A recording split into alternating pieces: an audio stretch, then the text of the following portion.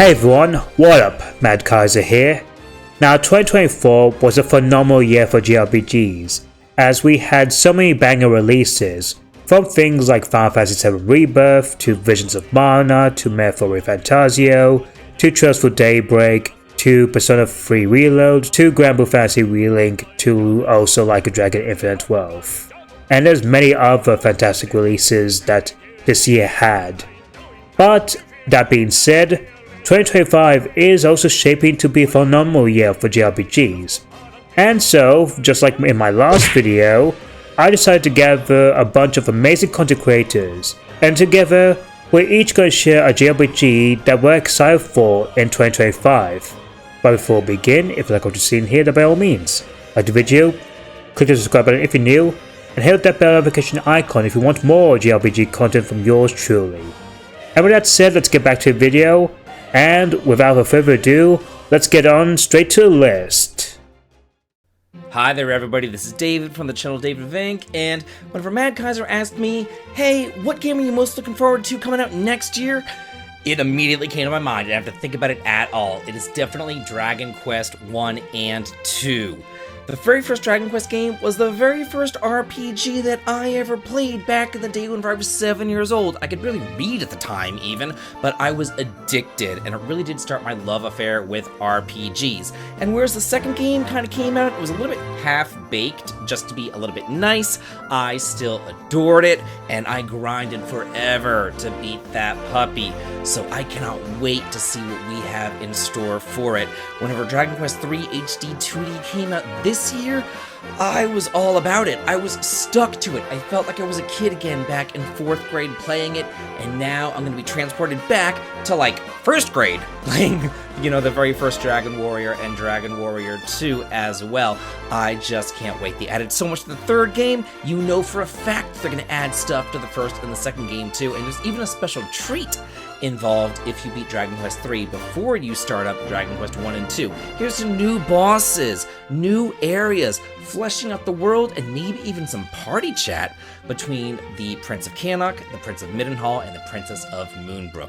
Thank you again so much for having me on, Mad Kaiser, and I do hope to see all of y'all at my channel, DavidVinc. Have a good day. There are many JRPGs already announced for 2025 that I'm excited for, so there were several ways I could go with this prompt. Looking over the options though and knowing where my expertise lies, I settled on a particular action RPG coming over in a new form and on new platforms, and the good news is, we don't have to wait long. Ys Memoir The Oath in Felghana comes out on January 7th for PS4, PS5, and Switch, a remaster of Ys The Oath in Felghana, which itself was a remake of the 3rd game in the Ys series. The Ys series has always been known for its top-tier action combat. Oath in Felghana delivers in that experience as one of the solo adult games. The emphasis is on quick movement and proper utilization of the various skills that will also come into play in the various platforming sections. I sometimes miss the days when the Ys series focused more on platforming and puzzles in addition to the fast-paced action combat, and getting to go back to Oath in Felghana will be a blast, especially since this is the era of Ys games that I think the boss battles are at their peak. Each battle is a unique challenge that requires skill to beat without venturing into the frustrating territory. The game is 15 to 20 hours long, and it packs a lot into that time for gameplay, but also for story. The land is filled with some memorable characters, from recurring characters like our favorite wall crusher Dogi to the townspeople of Redmont. Plus, the game has plenty of twists and turns and some extra lore for those returning Ys fans. This is aided by strong vocal performances in both Japanese and English for the cast, leading to what is, in my opinion, the second best story Ys has ever told, after Ys 8 of course. The updated visuals are very nice of course, but the developers didn't forget their original fans, and you can swap between the character portraits as desired. Then there's the music. The rock-inspired jams of Ys pump you up for the challenge ahead and really bring the whole experience together. If you are looking for an action RPG with some great combat, a decent level of challenge, an intriguing story, and epic music that you can fit easily into your gaming schedule, then I recommend you check out Ys Memoir The Oath in Felghana. I know I will be. Thank you for having me on your channel, Mad Kaiser. I look forward to hearing what everyone else is looking forward to in 2025, as if my backlog isn't long enough. Dookie03 here, and thank you so much, Mad Kaiser, for having me in this video. Today we're talking all about the JRPGs we're looking forward to the most in 2025. Of course, one of the ones I'm looking forward to is Dragon Quest 1 and 2 HD 2D Remake, but another incredible game coming out in 2025 is the Lunar Remastered Collection. I just recently played Lunar 1 and 2 within the past 5 or so years, which is crazy because I grew up playing JRPGs and the PS1 era is my favorite era of gaming ever. There's just so many incredible JRPGs from that era. I don't know how I missed Lunar 1 and 2. So anyways, I played the Sega CD version and then I jumped to the PS1 version and absolutely loved it. I put it right up there with Dragon Quest as one of my favorite franchises of all time or favorite games of all time. And then it was about a year later, I was like, well, I should play Lunar 2 because, Lunar was absolutely incredible. I love the characters, I love the story, I love the world. Everything about it was just absolutely phenomenal. So I fired up Lunar 2 and was like, wow, this one's almost as good as the first. That's so good. They did such a good job with this. And then as I progressed through the game, I was like, man, this is as good as the first one, which is unbelievable, right? I loved the first one so much. And then by the end of the second game, it actually surpassed the original. So Lunar 1 and 2 HD Remastered Collection is right up there at the top of the list of games I'm looking forward to in 2025. If you've never heard of Lunar, you gotta pick these games up. If you've never played Lunar, you've gotta pick these games up. It's one collection, you're gonna get both of them in one. They're massive, PS1 era JRPGs with all the charm of the Dragon Quest series. It's got turn-based combat with a bit of a twist, and just the lore, the storytelling, the world, the characters, everything is so well done in these games, and I can't recommend them enough. Thanks again, Mad Kaiser, for having me in this video, and I hope to see you someday on my channel as well.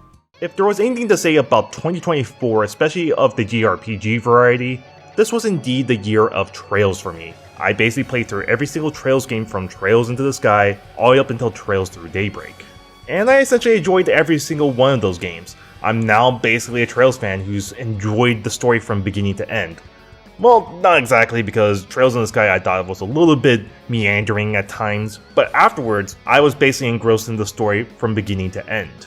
So it should come as no shock one of the games I'm looking forward to is Trails Through Daybreak 2.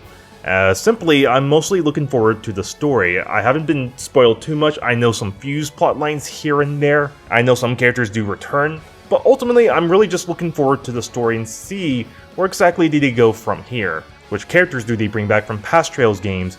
And in terms of the main crew was Van, Anya's Albright Solutions. I want to see what they've been up to in these past couple of years, depending on how long Trails Through Daybreak 2 takes place after Daybreak 1. And it's definitely very intriguing for me in regards to the story, seeing how Trails Through Daybreak ended kind of definitively. It did open things up for a sequel, but for the most part, you can experience Trails Through Daybreak without needing more in regards to the story, without immediately wanting the next game, which I do appreciate. And as for the gameplay, I just wanted to see if they make some changes to the action combat. While I did find the action combat simplistic in Trails Through Daybreak and kind of got the job done if you didn't want to use the turn-based combat, I want to see some changes here and there to the action combat. Nothing too much to override the turn-based combat, because obviously this is meant to be the supplemental combat system. And as for the turn-based combat, I already love the turn-based combat in Trails Through Daybreak, so if they're making any changes to the turn-based combat, it should be for the better, not for the worse. But overall, this is the game I'm looking forward to in 2025, and hey, it's coming out on Valentine's Day. If you're on the hunt for a new game to get hyped about in 2025, then Dynasty Warriors Origins is the one to look out for. This fresh take on the beloved franchise promises to blend epic 1 versus 1,000 battles with modern day innovations. And honestly, my hype for this game has skyrocketed. Whether you're a longtime fan or new to the series, this might just be the game that redefines your gaming year. Let me break down why Dynasty Warriors Origins is my hype RPG for 2025. So Dynasty Warriors Origins is a significant departure from previous titles, and the most noticeable change is the reduced character roster. But while past games boasted over 40 playable characters, Origins focuses on a single customizable protagonist with amnesia. Therefore, this decision allows the developers to delve deeper into the character's story and combat mechanics. However, Familiar faces still appear as powerful support heroes. Players could choose from a limited pool of iconic characters like Zhao Dun, Guan Yu, Sun Xing to aid them in battle. The gameplay has also evolved into a tactical action RPG. Players must balance strategic decisions with intense combat, and depending on who you fight may make the battles feel Souls-like. And Lu Bu, I'm looking at you, God. However, they'll need to manage troops, capture objectives, and utilize grand tactics to turn the tide of battle. As Dynasty Warriors Origins continue to be this new shining light at the end of the tunnel, we also get duels, which is probably one of my favorite things about Dynasty Warriors. It started all the way back in, I believe, Dynasty Warriors 4, and it's honestly just awesome. You basically get to do a 1v1 with an enemy officer, and it adds a personal touch to the strategic gameplay, since winning or losing these will greatly affect your morale in Dynasty Warriors Origins. Now, another thing I do want to talk about is, that makes me hyped about this entire game coming to 2025, other than just the gameplay mechanics and the features, the story mode. So it is covering a quite crucial period in Chinese history, from the Yellow Turban Rebellion to the Battle of Chibi.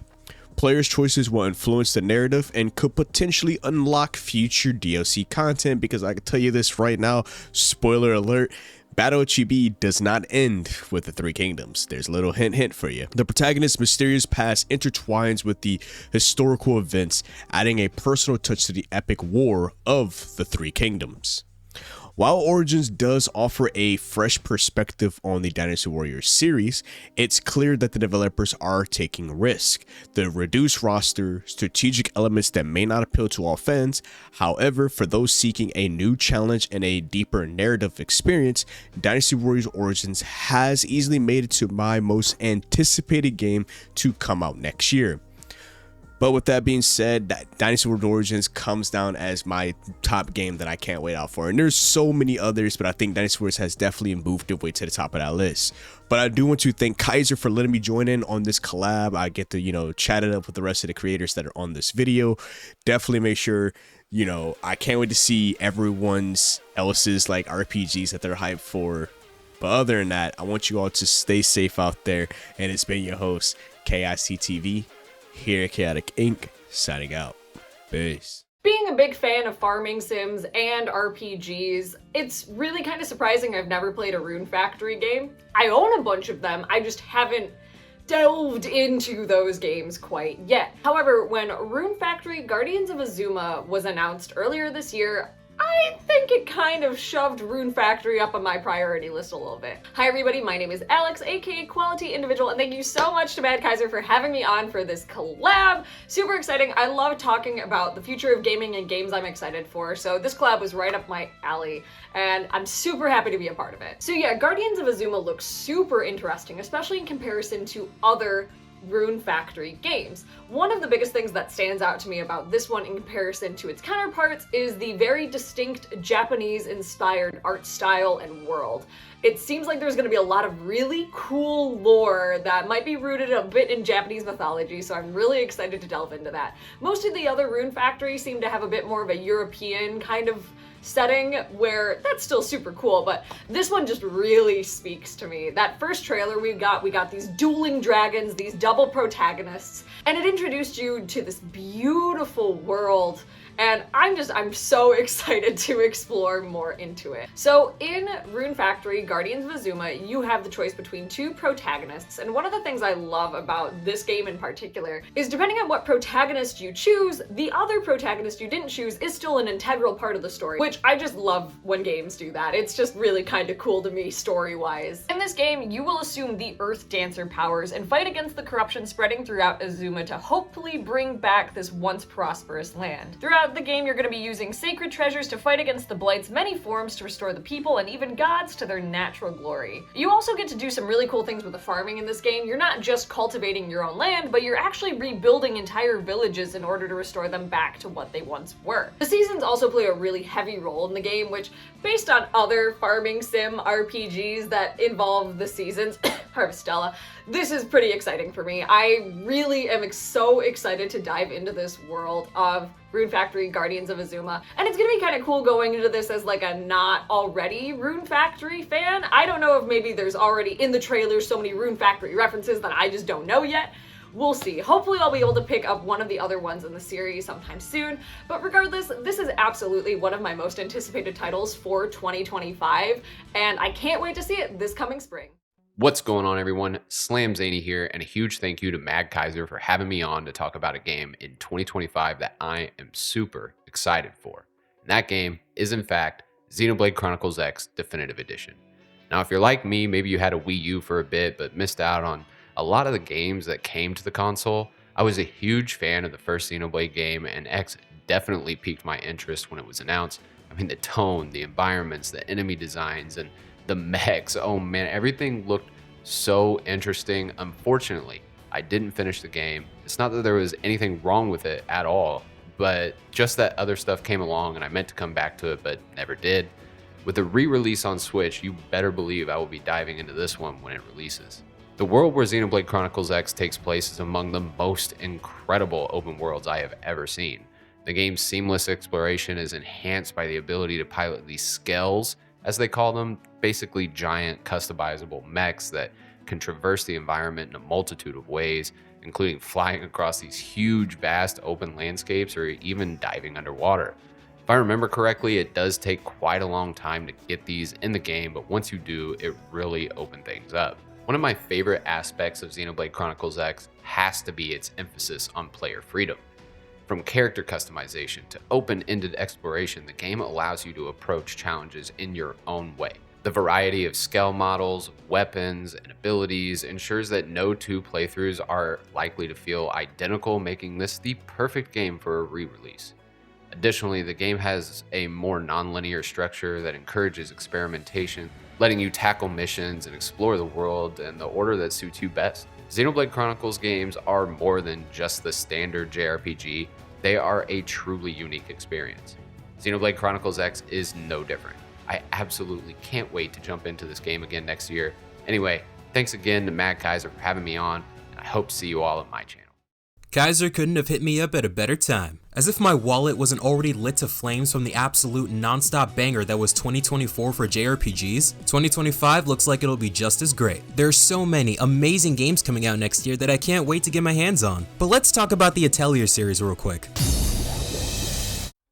If I had a list of game series that I never thought I'd care about, the Atelier franchise would probably be on there. Now, to give you a brief rundown with me in this franchise, while it wasn't the first I played of the series, I got into this franchise with Atelier Ryza 1, for obvious reasons, and Ryza 2 afterwards, for even more obvious reasons, then Ryza 3 to cap everything off. Now, the thing with me is that while I have known of Atelier for a while now, I never really got into it because this felt like a franchise much more catered to girls. It has a lot of that laid-back, cutesy, shoujo vibe to it that I'm not exactly looking for in my video games. It wasn't until the Atelier Ryza trilogy came out that managed to convince me to give this series a proper shot, and ended up growing a large appreciation for this franchise. I found myself really connecting with the characters, enjoyed the heartwarming coming-of-age storylines, and while not my favorite thing to do in JRPGs, I found the alchemy crafting system to be relaxing. But despite all this, I wasn't, and I'm still not exactly sure I was at the point where I could really call myself a fan of the series quite yet. So when Atelier Yumiya got announced at the August 27th Nintendo Direct, and after recovering my soul from the announcement that was this game, I was really interested to see what Gus was going to do to expand upon the series even further. But as we started to get more information and footage on the game as time went on, that was when my interest slowly turned into excitement, and I was really locking in on this game. For starters, the character designs. I love how everyone looks in this game, especially the protagonist Yumiya herself. Ryza always looks stunning, but the style that Yumiya has with her clothes and overall character design, I 100% dig. She's such a beautifully designed character, and it's clear that the developers want you to know that with how quick they are to release special art and merch of her ahead of the game's release. Not that I'm complaining,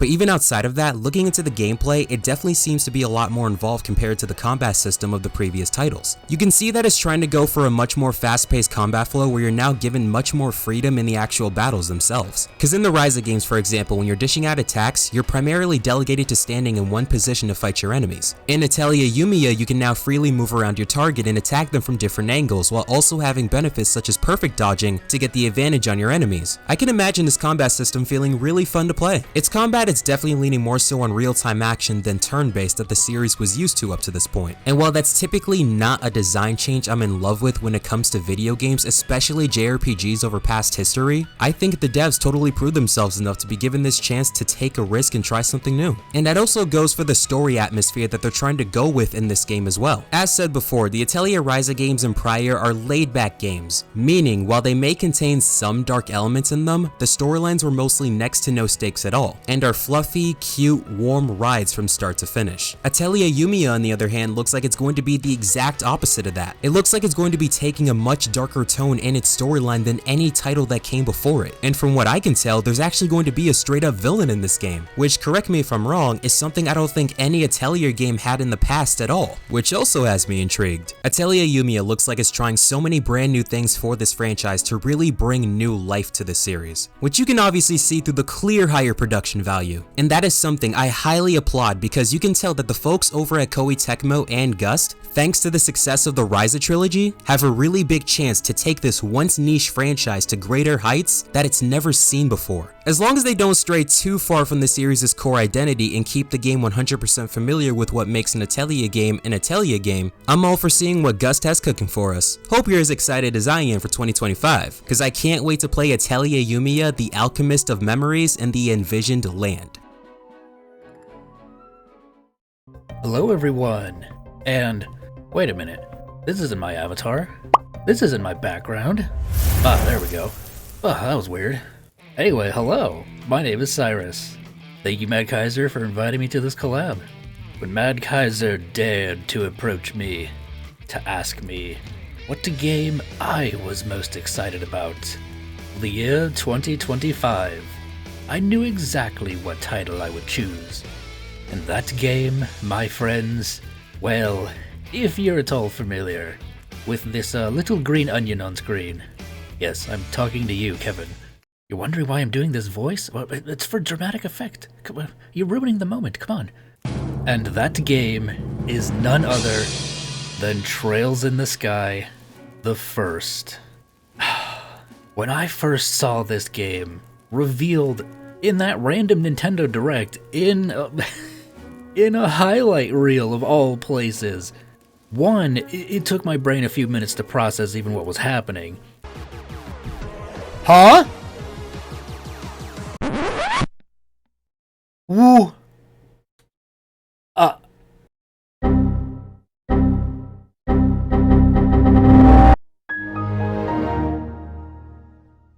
But I must have watched that initial reveal trailer like 20 times. Just the way the game looks, the graphics, they look so beautiful, the cell shading, the colors, everything just pops. And it looks so vibrant and just gorgeous. From the way the character models look, the level of detail on all the objects and the backgrounds, despite some of them looking a bit fuzzy, but I mean, you know, hey, it's a Switch. We'll have to see what it looks like when it comes out on other platforms, fingers crossed. But the main reason that I'm excited for this game isn't for me, and it's not for the community at large. Mainly, it's for the people who have never played a Trails game and who have been afraid to jump into it. Now, with the release of this game, so many people can finally jump in and experience what Trails is all about. And seeing so many people go on this journey for the first time, and of course the fans like me getting to re-experience it in 3D, is gonna be such fun. I personally can't wait to see more from this game. I want to see more of the gameplay, how they'll implement some of Daybreak's combat changes into it, the talking to all the NPCs, and just exploring the land of Liberl all over again. Really is just gonna feel like a dream come true. So, thank you so much for having me on, Kaiser. Can't wait to see what everybody else picks. There really is a lot to look forward to in 2025. Thank you for your time, everybody. This has been Cyrus. Peace out. And thank you everyone for your wonderful picks. They're absolutely amazing, and honestly, I can't wait to try out some of those games. But with that said, it's time to do my pick. And to be honest, there were a couple of games I could choose here. But if I had to pick one that really caught my eye, it would have to be Clear Obscure Expedition 33. Now, I know what you guys are going to say, that this game isn't really a JRPG as it's more of a Western RPG, and while that is technically true, it does have some elements that lean towards being a JRPG, upon also being reported that it will be an evolution of JRPG combat, and many people treat it as a JRPG, much as a lot of people treat indie RPGs and even RPGs not made by Japan as JRPGs, so who are you guys to judge, am I right? Tell me when I'm telling lies! But with that all said, this game really is very intriguing, as the visuals of this game look absolutely gorgeous, using Unreal Engine 5 and pushing it to its absolute limit by having just high production, hyper-realistic characters, while also having just a beautifully aesthetically pleasing fantasy world that's truly a visual marvel for the eyes, packed in with some really great art direction. Not only that, but the story itself is relatively interesting, as it's set around playing as Gustav, as well as a group of expeditioners set out on a quest to defeat a powerful evil paintress, a powerful deity that wakes up every year to paint a number, and everyone of that same age dies. So they must go on a dangerous journey throughout the world to prevent this long cycle of death ever taking fruit once more. And that alone has got me intrigued and given me feels of both Final Fantasy X with the whole sim plot, as well as Xenoblade Chronicles 3 with the whole time limit and age thing, and that alone has me intrigued. Not only that, but the music, from what you can hear, it sounds absolutely amazing, but mostly what really has got many people eyeing on this game is the fact that this game has truly amazing turn-based combat. And honestly, it's nothing like we've seen in a long time. Not since the likes of, say, Lost Odyssey have we seen a turn-based RPG with this high level of quality, as other JRPGs that we know that use turn-based combat tends to lean to more of an anime style, while this one, for Expedition 33, it's all fully realistic but still looks absolutely amazing, coupled with the fact that this game has time-based inputs similar to Mario RPG, as well as able to time your attacks, blocks, dodges, and parries that makes it feel more intuitive and more fast-paced, as well as having both a turn order that you see in Final Fantasy X and this really stylistic looking menu here that gives me a little bit of Persona vibes, which looks absolutely amazing. This game really looks absolutely phenomenal, packed in with having a really stellar voice cast, like you have some big names like Charlie Cox, who you may know as Daredevil, Jennifer English, who you may know as Shadowheart from Baldur's Gate 3, and even Ben Starr himself, who you guys may know as the Chad, the Myth, the Legend, Clive Rossfield from Final Fantasy 16, they're all in this game. And honestly, that alone, as well as everything I mentioned, makes me really excited for this game.